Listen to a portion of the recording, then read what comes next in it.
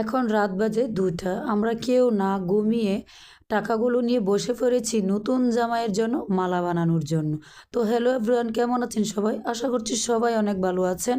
আমরাও সব খুব আনন্দে আছি। তো আমার কথা বলতে একটু সমস্যা হচ্ছে, কারণ বিয়েবাড়ির হই হুল্লোড়ে আমার গলাটা একদম বসে গেছে। তাই সবাই ইগনোর করবেন। তো দেখতেই পাচ্ছেন আমি আমি কীভাবে টাকাটা মুড়িয়ে নিয়েছি ফুল বানানোর জন্য। তো আমি একটা একটা করে নতুন টাকা মুড়িয়ে দিচ্ছি, আর একজন সুই সুতো দিয়ে মানে কী বলো ওটাকে গিঁট দিয়ে নিচ্ছে, যাতে মালার ফুলগুলো না ছুটে যায়। তো দেখতেই পাচ্ছেন আমাদের ফুলগুলো তৈরি করার সিস্টেম শেষ। এখন আমরা পুঁতি দিয়ে এই মালাটা বানাবো।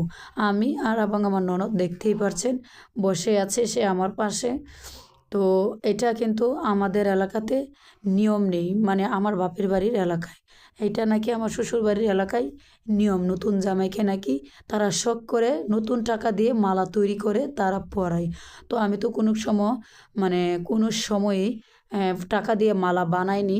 ইউটিউব দেখে দেখে এই মালাটা তৈরি করার চেষ্টা করছি। জানি না শেষ পর্যায়ে কি হবে, আদৌ জামাইকে পরাতে পারবো কি না। তো চেষ্টা করতে তো ক্ষতি নেই, তাই একটু চেষ্টা করলাম। ভিডিও শেষে দেখিয়ে দেব যে মালাটা কেমন তৈরি করতে পেরেছি। সেই অনুযায়ী আপনারা কিন্তু অবশ্যই কমেন্ট করে জানাবেন যে কেমন হয়েছে। ততটা ভালো হবে না, তারপরও আশা রাখছি যে পরানোর মতো হয় কি না। তো এখন আমি প্রতি 2টো করে দিয়ে আর একটা টাকার ফুল দিয়ে তৈরি করছি মালাটা। এরকম ফুল কিন্তু আগে একসময় আমরা ছোটোবেলা খাতার পিস দিয়ে তৈরি করতাম স্কুলে, যখন সবাই একসাথে থাকতাম, বাতাস করার জন্য। তো আজকে বহুদিন পর টাকা দিয়ে বানাচ্ছি। তো এই যে আমি একটু কয়েকটা ফুল গেঁথে দাঁড় করিয়ে দেখছিলাম যে কেমন হয়েছে, আর সবাইকে দেখাচ্ছি যে কেমন হয়েছে।